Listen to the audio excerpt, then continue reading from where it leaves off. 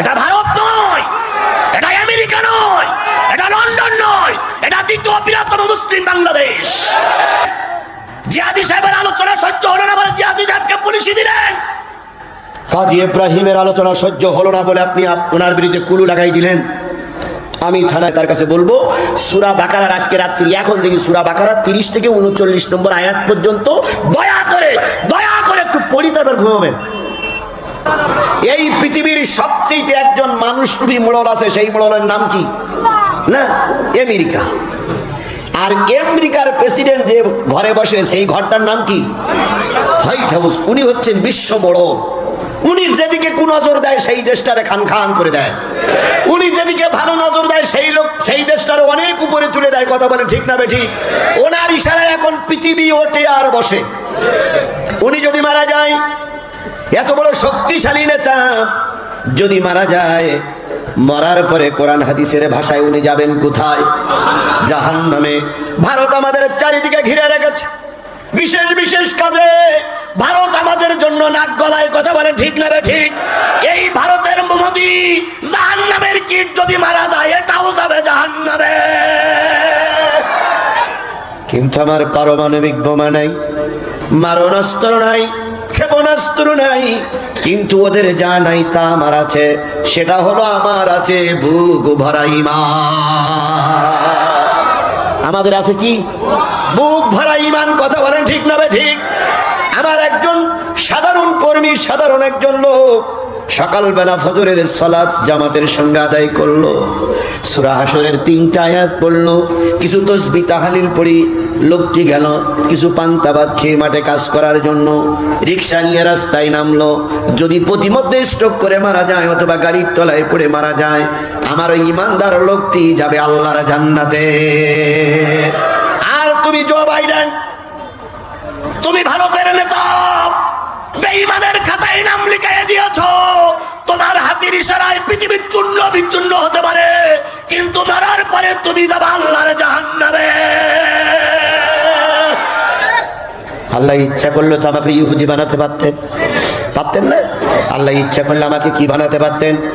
খ্রিস্টান বানাতে পারতেন। আল্লাহ ইচ্ছা করলে আমাকে বৌদ্ধ বানাতে পারতেন। আল্লাহ ইচ্ছা করলে আমাকে হিন্দু বানাতে পারতেন। তা না বানিয়ে আমাকে কি বানিয়েছেন? আরো জোরে বলেন, কি বানিয়েছেন? শুধু মুসলমান নয়, ঈমানওয়ালা মুসলমান। নেতারা যা বলে আমরা সেটা মাথায় পেতে নেই, কিন্তু একটা জিনিস বুঝতে হবে, সত্য মিথ্যা বলতেই হবে। কথা বলেন ঠিক না ঠিক? আপনারা বলেছেন কারোর বিরুদ্ধে কিছু বলা যাবে না, এটা আমিও চাই, কিন্তু কাদিয়ানিরা আমাদের দেশে দাপটাই বেড়াবে। কাদিয়ানের সমাবেশ বন্ধ করার জন্য আমরা কথা বলতে পারবো না। কাদিয়ানিদের সমাবেশ বন্ধ করতে দিয়ে আমার সন্তানের লাশ পড়ে থাকবে, এটা অন্তত যে মুসলমানের শরীরে 1 ফোঁটা রক্ত আছে এই মুসলমান জীবিত থাকা অবস্থায় মেনে নিতে পারে না।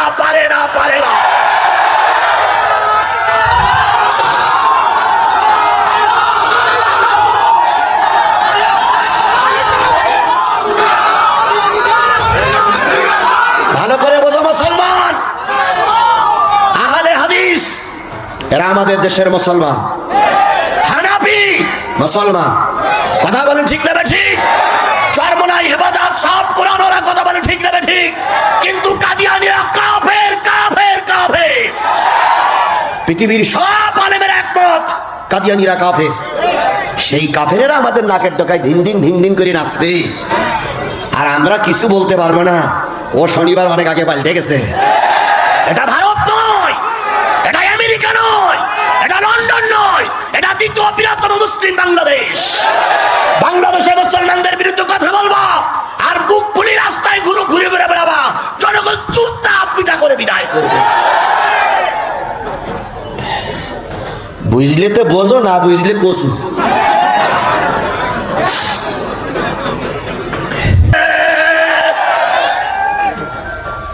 আল্লাহ রাসূল বলেছেন, লা ইউমিনু আহাদুকুম হাত্তা আকুনা আহাব্বা ইলাইহি মিন ওয়ালিদিহি ওয়া ওয়ালাদিহি ওয়ান নাসি আজমাইন। ততক্ষণ পর্যন্ত কেউ মুমিন হতে পারবে না যতক্ষণ সে তার পিতা মাতা ভাই বোন আত্মীয় স্বজন পাড়া প্রতিবেশী ছেলে মেয়ে বিবি বাচ্চা নেতা নেত্রী চাইতে রাসূলকে বেশি ভালোবাসতে না পারবে, ততক্ষণ সে কি হতে পারবে না? মুমিন হতে পারবে না। বলুন তো, পৃথিবীর সবার চাইতে আমরা কি রসুলকে বেশি ভালোবাসি? বাসি বাসি প্রমাণ দিতে হবে আপনাদের। আমি বলি, যদি রসুলকে আপনি খুবই ভালোবেসে থাকেন, অন্তরের কথা যদি হয়, রসুলের বিরুদ্ধে বিষাদগার হলো, রসুলের বিরুদ্ধে ব্যঙ্গ করলো, আপনাকে ময়দানে পাওয়া গেল না কেন? টুপি আপনার মাথায় আছে, আমারও মাথায় আছে, দাঁড়িয়ে আপনারও আছে, আমারও আছে। আমার ছেলেরা যখন রসুলের বিরুদ্ধে যারা কথা বললো তাদের বিপক্ষে মিছিল করলো, আমাদের দেশের পুলিশ লেলাই দিয়ে তাদেরকে গুলি করে মারা হলো। কথা বলেন ঠিক না বেঠিক? এখানে সর্বদলীয় লোকের নেতারা আছে, সকলের জ্ঞাতার্থী, সকলের পায়ের পরে হাত থেকে বলি, আপনি যে দল করেন সেই দলের একজন প্রতিষ্ঠিত নেতা আছে না নাই? যে যে দল করেন সেই বাড়িতে, আপনার বাড়িতে সেই নেতার ছবি টানানো আছে। নেতার মাথায় নেতার ছবির পরে আছে কি টানানো? ফুল দিয়ে ঘেরা।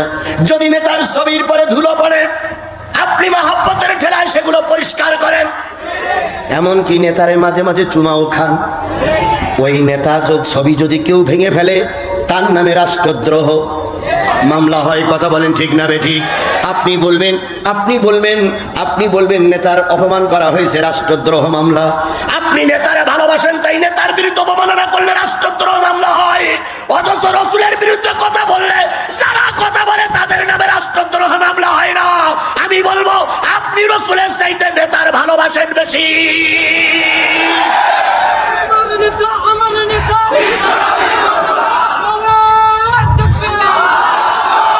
অথচ আমার আল্লাহর নবী স্পষ্ট করে বলেছেন, মান তাশাব্বা বিকৌমিন ফাহুয়া মিনহু। যেই জাতির সঙ্গে যেই জাতির ওটা বসা, সেই জাতির সঙ্গে হয় জান্নাত নাই জাহান্নাম। মুখে মুখে রাসূল তোমাকে খুব ভালোবাসে, রাসূলুল্লাহ সাল্লাল্লাহু আলাইহি রাসূলের ভালোবাসা দেখাইয়া চুমো খাও, আর রাসূলের বিরুদ্ধে কথা বলে তোমার গায়ে জ্বালা করে না, নিঃসন্দেহে তুমি মুনাফিক, মুনাফিক, মুনাফিক। তোমার দাওয়াত আমার দাওয়াত, নেই দাওয়াতে মিল। তোমার কিতাব আমার কিতাব, নেই আবার মিল। তোমার দাওয়াত আমার দাওয়াত, নেই দাওয়াতে মিল। তোমার কিতাব আমার কিতাব, নেই আবার মিল। তোমার দাওয়াত কোরমা পোলাও, প্লেট ভরা ভাত। আমার দাওয়াত জেলখানাতে দুর্বিষহরা। তোমার দাওয়াত আমার দাওয়াত, নেই দাওয়াতে মিল। তোমার কিতাব আমার কিতাব, নেই আবার মিল। কথা বলেন ঠিক না বেঠিক? এই জন্য সকলের দাওয়াত এক না। কারোর মোহাম্মদ মুখে মুখে, আর কারোর মোহাম্মদ অন্তরের ভিতরে। এখন আমাদের নবীর মহব্বত কি মুখে মুখে থাকবে না অন্তরে থাকবে? জোরে বলেন, কোন জায়গায় থাকবে? দেখানো যায় না, তবুও দেখাতে হবে। কথা বলেন ঠিক না ঠিক? ওই যে জাতীয় সংসদে বসে মহিলা বলতেছে, আমরা কি আল্লাহ রসুল মানি না? গিরিশচন্দ্র সেনের তাফসীর থেকে শুরু করে যত তাফসীর আছে সব আমার পড়া শেষ। তারপরে বুখারী, মুসলিম, তিরমিজি, আবু দাউদ, নেসাই, ইবনে মাজাহ, সিয়াসাত হাদিস সব পড়ে পড়া শেষ। যদি এতই হাদিস পড়া শেষ হয় কেন? আর যদি এতই হাদিস পড়া আপনার শেষ হয়ে থাকে, আপনি কানসাটে দিয়ে কাপড় খুলে ঢাল দেন কেন? তাহলে বোঝা গেল আপনার রাসূলের ভালোবাসা মুখে মুখে, অন্তরে নাই, অন্তরে নাই, অন্তরে নাই।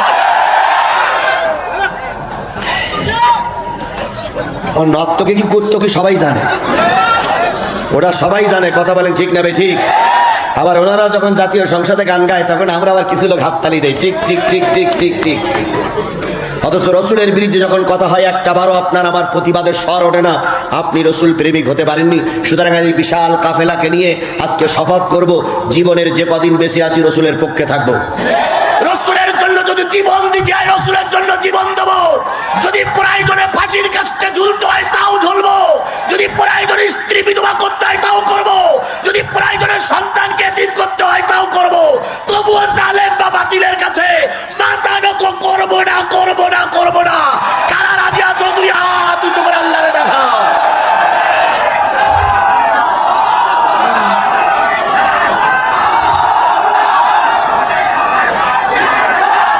হাত নামা।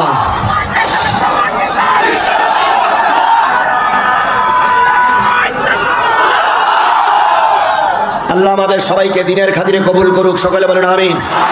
আরো জোরে বলেন আমিন, আরো জোরে। আমি জানি 1 ঘন্টা সময় লেস হয়ে গেছে, 1 ঘন্টা সময় পিছনে পড়ে গেছে। সান্নু ভাই যথেষ্ট বলেছেন, ভাই টেনশন করতেছেন কেন? 2 ঘন্টা আলোচনা করার কথা 1 ঘন্টা করে চলে যাবেন, আপনার তো লাভ। আমি পাশলে বক্তা নই, অন্যান্য বক্তাদের তুলনা করার সঙ্গে আমার তুলনা দয়া করে করবেন না। আমি আমার জীবনের ঝুঁকি নিয়ে মাঠ ঘাট প্রান্ত দাবাই বেড়াই শুধুমাত্র কোরআনের জন্য। আমি টাকার জন্য 1 সেকেন্ডের জন্য ময়দানে নামিনি, আমি আর সুখ্যাতি সুনামের জন্য ময়দানে নামি না। আমার টার্গেট আমি আল্লাহর কোরআনের কথা বলতে পারলাম কিনা, কোন নেতা কি বললো, কে কোথায় গেল, কে আমাকে অভিশাপ দিল, কে আমাকে গুলি করে মারলো, কে আমাকে থানায় নিয়ে গেল, জেলে নিয়ে গেল, ওটা আমার জানার বিষয় নয়। আমার জানার বিষয় হক কথা বলতে পারলাম কিনা। এখন আমি যদি 1 ঘন্টা কথা বলি নাকি সময় আছে, আর 1 ঘন্টা ইতিমধ্যে কি বলে 11টা বেজে 20 মিনিট হয়ে গেছে। আমি যদি 12টায় 20 মিনিট আর 1 ঘন্টা কথা বলি, আপনারা কি এই 12টায় 20 পর্যন্ত থাকবেন? থাকবেন? যারা থাকবেন না তারাই হাত তোলেন।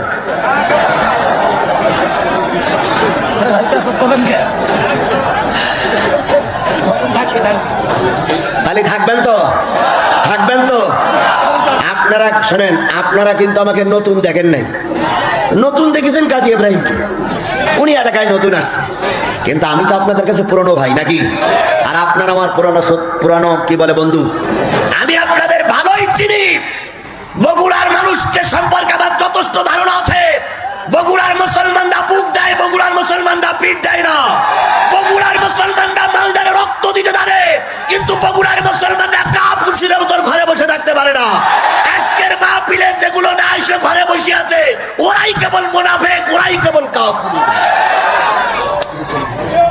12টায় 20 পর্যন্ত নির্ধারিত সময় কথা হবে। এর আগে যদি কেউ চলে যায়, বুঝতে হবে কাপুরুষ আর মুনাফিকেরাই যাচ্ছে। যাবেন আপনারা? যাবেন আপনারা? সান্নু ভাই বলতে কি একটা প্যাসে ফেললেন না, আপনার বক্তব্য আমি শুনেছি, আমার বক্তব্য আপনার শোনা লাগবে। আপনারা আমাকে বসাই রেখে 1 ঘন্টা ওয়াজ করলেন, আর আপনারা আমি ওয়াজ করবো, আপনারা চলে যাবেন। এটা হতে পারে না, এটা হতে পারে না, এটা হতে পারে না। আমাকে 1 ঘন্টা বসে রেখে আপনারা ওয়াজ করেছেন, আমি চুপচাপ বসে বসে শুনেছি। এখন আপনারা চলে যাবেন, ওটা হতে পারে না। ওটা কখনো নিয়মের পক্ষে নয়, ওটা নিয়ম বহির্ভূত কাজ। থাকতেই হবে। আল্লাহ দিনের খাতিরে কবুল করুক, সকলে বলেন আমিন। আরো জোরে আমিন, আরো জোরে। নেতারা টাকা দিয়েছে 10,000, 20,000, 30,000, 40,000, 50 বস্তা, 1 বস্তা সিমেন্ট। ওনাদের টাকা আছে তাই দিয়েছে, আমাদের তো টাকা নাই। আমরাও দিতে পারি, ওনাদের সঙ্গে শরিক হতে পারি। কথা বলে ঠিক না বে ঠিক? যারা 50 বস্তা টাকা, 50 বস্তা সিমেন্ট দিলেন, 50 ব্যাগ সিমেন্ট দিলেন, তার সঙ্গে আমি তো 50টা টাকা দিয়ে শরিক থাকতে পারি। কি পারি করছি 150 ব্যাগ। একমত? একমত? একমত? না ওরা চাচ্ছে যে আপনি দেবেন কিনা। আচ্ছা দেওয়া হবে, জি ইনশাল্লাহ দেওয়া হবে। বিএনপি সভাপতি এখন তো ওনারা ক্ষমতায় নেই, বিপদে আছে, মামলা কয় কোটি হয়েছে তার ঠিক নেই। আমি তো জানি এগুলো 30,000 দিয়েছে, তারপরে ওই 50টা পুরে যাওয়া যাবে। আচ্ছা 50টা পুরে ওনার পার্টির পক্ষ থেকে বিএনপি সভাপতি উনি 50,000 টাকা দিবেন বলে ওদের করেছেন। আল্লাহ কবুল করুক, আল্লাহ কবুল করুক, আল্লাহ কবুল। ভাইস চেয়ারম্যান সাবেক কেন, এখন ভাইস চেয়ারম্যান কেটা সে লোক নেই তো। সাবেক যখন কি দেবে, আর সাবেক হলে আর দেওয়া যায় ভাই? আমি আপনার পক্ষে, সাবেক হলে আর দেওয়া যায়। এখন তো কত দিয়েছেন আপনি? 10,000 টাকার 20 ব্যাগ সিমেন্ট, তার আর কত দেবো? আর 30 ব্যাগ সিমেন্ট হলে আপনি খুশি? আচ্ছা 30 ব্যাগ থাকবে। আচ্ছা 30 ব্যাগ দেন, 30 ব্যাগ।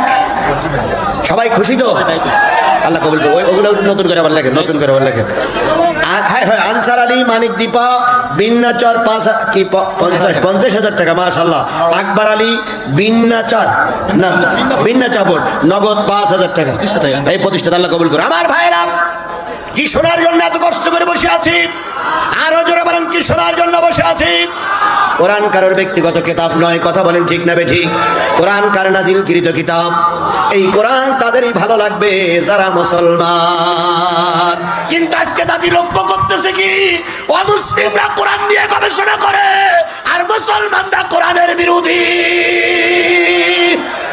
কথা বলেন ঠিক না বেঠিক? তাসলিমা নাসরিনের মতন একজন নষ্টা মহিলা কোরআন বিরোধিতা করে বসে আছে কোন দেশে? আরো জোরে বলেন, কোন দেশে বসে আছে? পক্ষান্তরে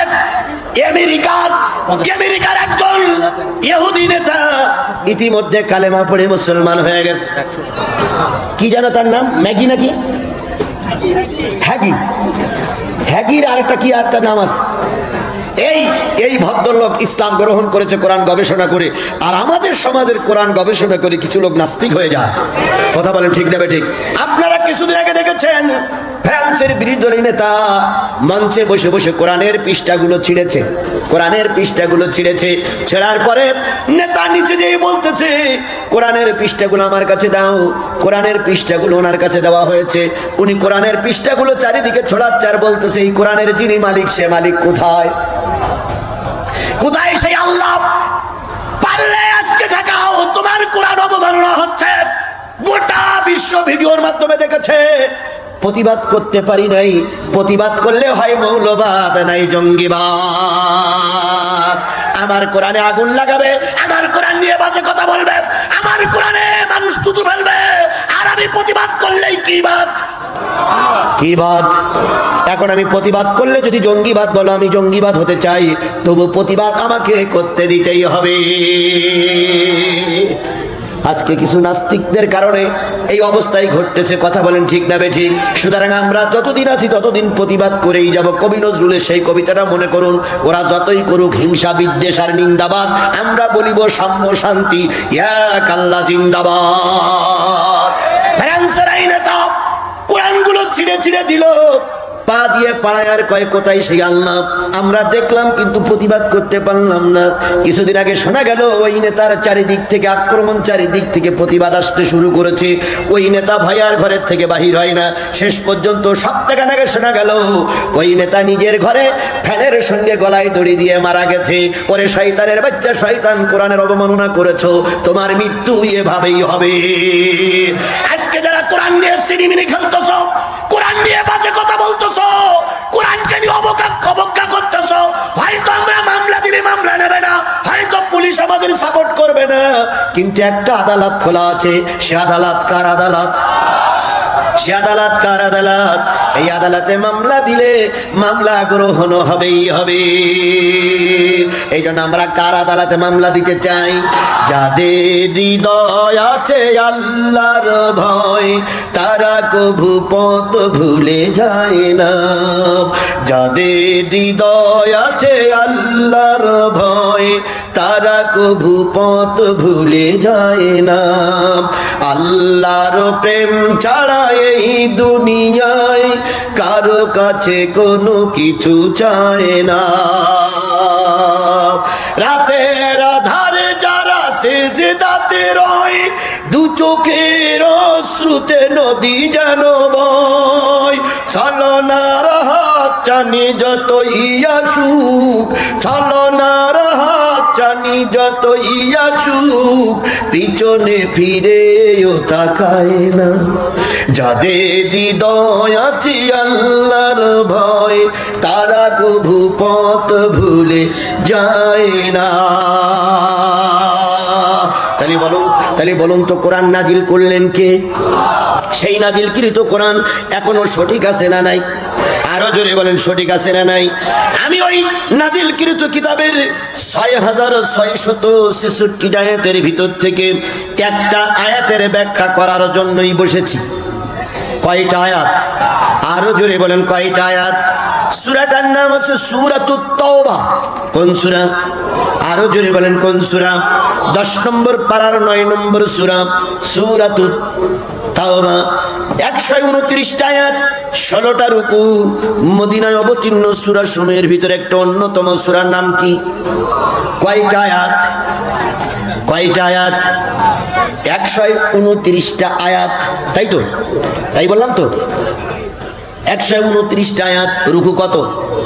129টা আয়াতের ভিতর থেকে তেলাওয়াতকৃত আয়াত একটা, সেটা হলো 24 নম্বর আয়াত। কয় নম্বর? আমি 24 নম্বর আয়াতে চলে যাচ্ছি। আল্লাহ বলতেছেন, কুল ইন কানা আবাউকুম ওয়া আবনাউকুম ওয়া ইখওয়ানুকুম ওয়া আজওয়াজুকুম ওয়া আশীরাতুকুম ওয়া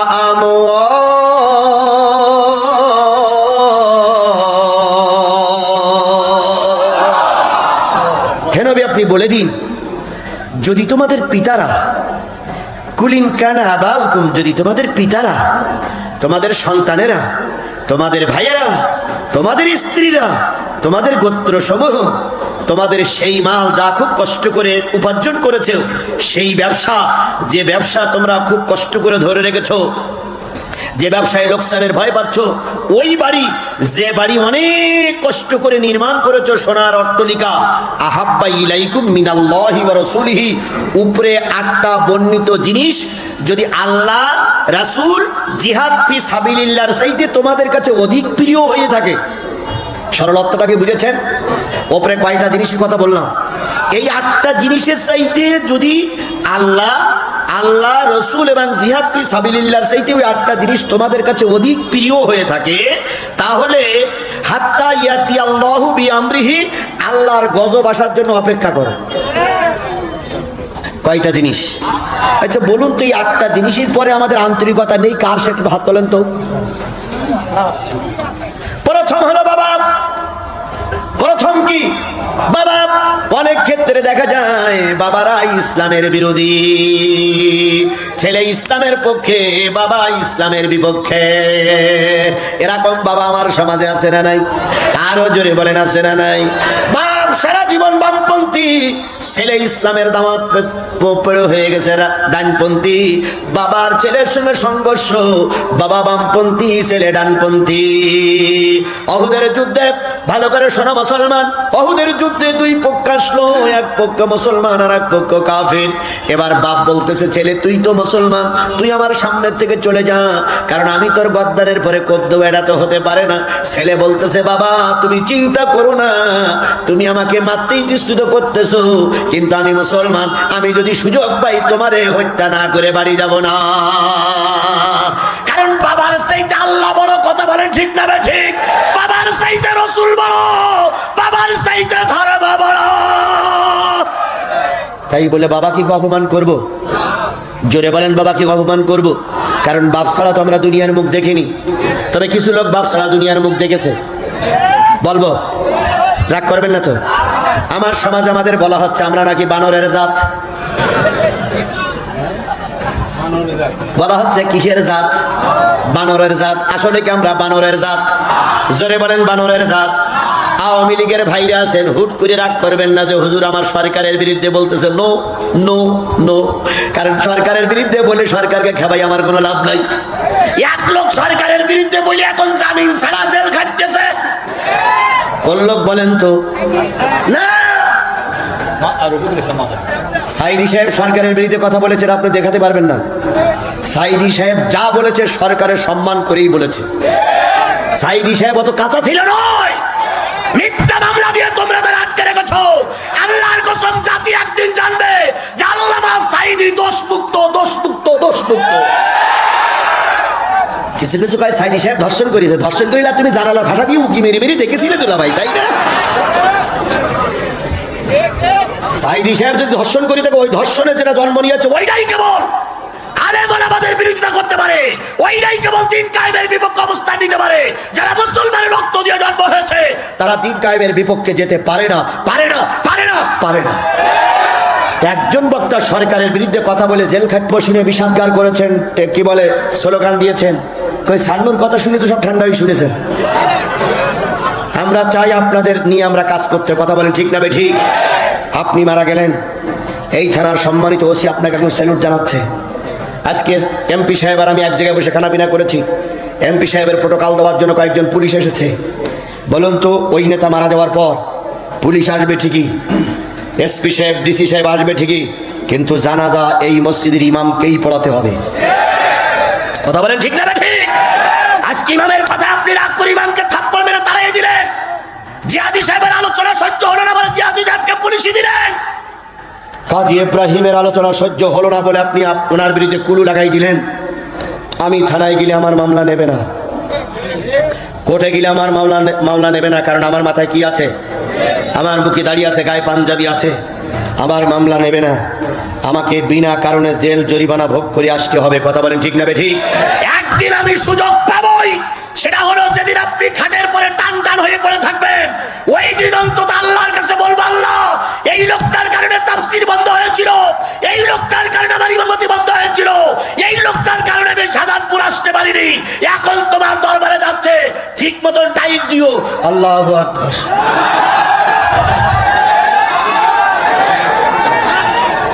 বলার কি হইল?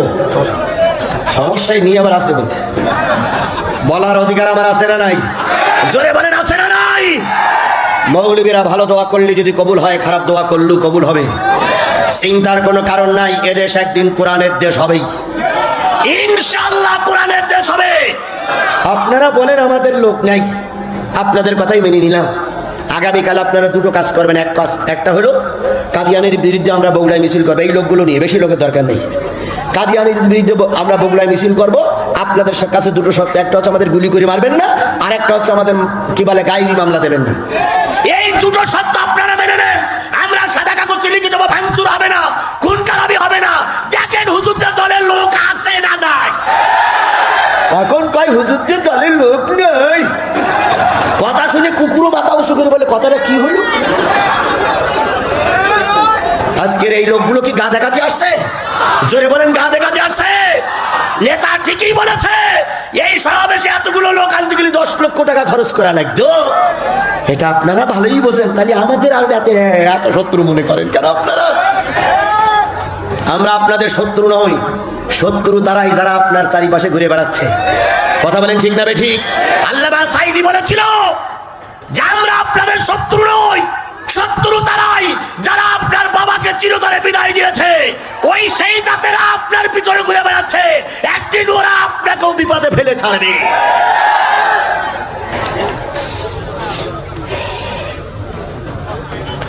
আল্লাহ বোঝার তৌফিক দিক। তাহলে প্রথম দিন কায়েমের পক্ষে শত্রু হতে পারে কে? বাবা। কথা বলেন ঠিক না ঠিক? হযরত ইব্রাহিম ছিল জাতির পিতা। কথা বলেন। আমি যে পয়েন্টটা বলতে বলতে দূরে সরে আসলাম, সেটা হলো কিছু লোক বলতেছে আমরা বানর থেকে এসেছি। এবার কোরআন শরীফের সূরা বাকারা, আমার বিশ্বাস নেতা যথেষ্ট কোরআন হাদিস চর্চা করে, এটা আমার 100% বিশ্বাস, এটা আমার 100% বিশ্বাস, যথেষ্ট কোরআন হাদিস চর্চা করে।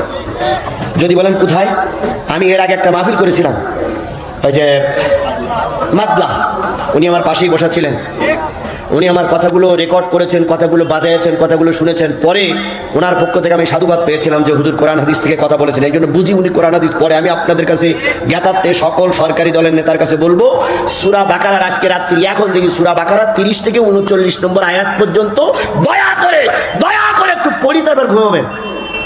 যদি বলেন সেখানে কি লেখা আছে, সেখানে লেখা আছে আদম এবং আমাদের ব্যক্তিগত আমরা সৃষ্টির রহস্য, কে কোথার থেকে আসলো ওখানে বলা হয়েছে। তাহলে ওখানে বলা হলো আমাদের আদি পিতার নাম কি? আরো জোরে বলেন, আদি পিতার নাম কি? আমরা সবাই আদমের জাত। পৃথিবীতে যত মানুষ আসছে সব কার জাত? আরো জোরে বলেন, কার জাত? আদমের বাড়ি কোথায়? জান্নাতে। আমরা সবাই এসেছি কোথা থেকে? জান্নাত থেকে। হাওয়ার বাড়ি কোথায়? জান্নাতে। নিঃসন্দেহে আমরা বানরের জাত নই, আমরা হলাম আদমের জাত। এবার যে বাজারা প্রচার করছে আমরা বানরের জাত, তাদের কাছে বলি বানরের বাড়ি কোথায়? বানরের বাড়ি কোথায়? বানর কি দোতলা বাড়িতে বসবাস করে? বানর বসবাস করে কোথায়? জঙ্গলে। ওই জঙ্গলে বানর বসবাস করে। যারা বলতেছে আমরা বানরের জাত, তাদের সবগুলোর জন্ম হলো জঙ্গলে। ওরা কখনো ঘরে জন্ম নেয়নি, ওরা অবৈধ সন্তান। এরাই কেবল বলতে পারে আমরা বানরের জাত। আমরা বানরের জাত নই। কার জাত? জোরে বলেন, মুমিনের জাত, আদমের জাত। কথা বলেন ঠিক না ঠিক? আর এই কথাগুলো বললে কিছু কিছু লোককে রাজনীতি হয়ে যাচ্ছে, চামড়া খুলি ফেলবে একদম। তোমরা চুরি করি নেতা হও, তার রাজনীতি হয় না। ব্যাংকের টাকাগুলো মেরে খেয়ে ওই বিদেশের ব্যাংকে পাঠাইছো, তখন রাজনীতি হয় না। বিনা কারণে মামলা দিয়ে আবার 14 বার জেল কাটাইলে তখন রাজনীতি হয় না। আর হক কথা বলি রাজনীতি হয় দুলা ভাই। তুমিও বাংলাদেশের, আমিও বাংলাদেশের, আমাকে কথা বলার অধিকার দিতেই হবে। আমরা উড়িয়ে আসিনি। আজকে পুলিশ তোমার প্রোটোকল দিচ্ছে, ওই পুলিশ কালকে পাশায় লাতি বাতি বাতি থানায় নিয়েছে।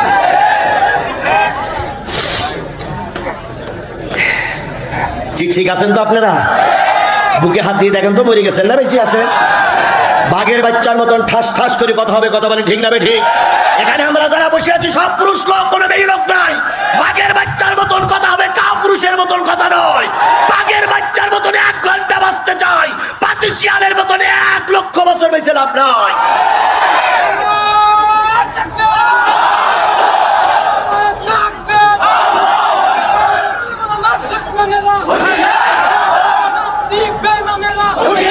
কালকে এক মাহফিলে ওয়াজ করেছি, কালকে এক মাহফিলে ওয়াজ করলাম। অতীতে এসে বলতেছে এই পর্যন্ত 4টে মাহফিলে ওয়াজ করে আসলাম।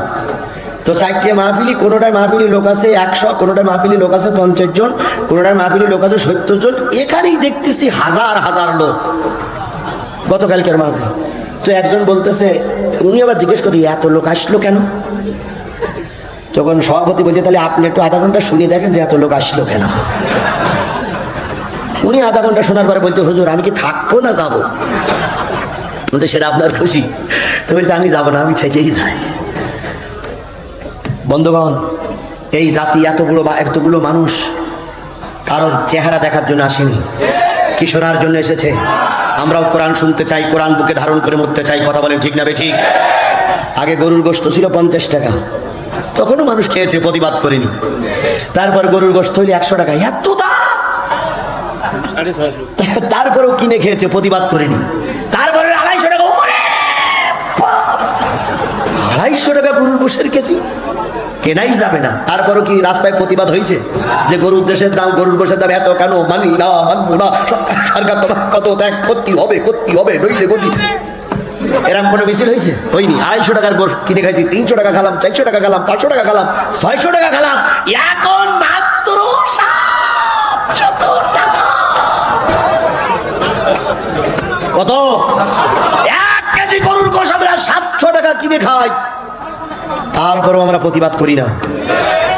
কারণ দেশের অবস্থা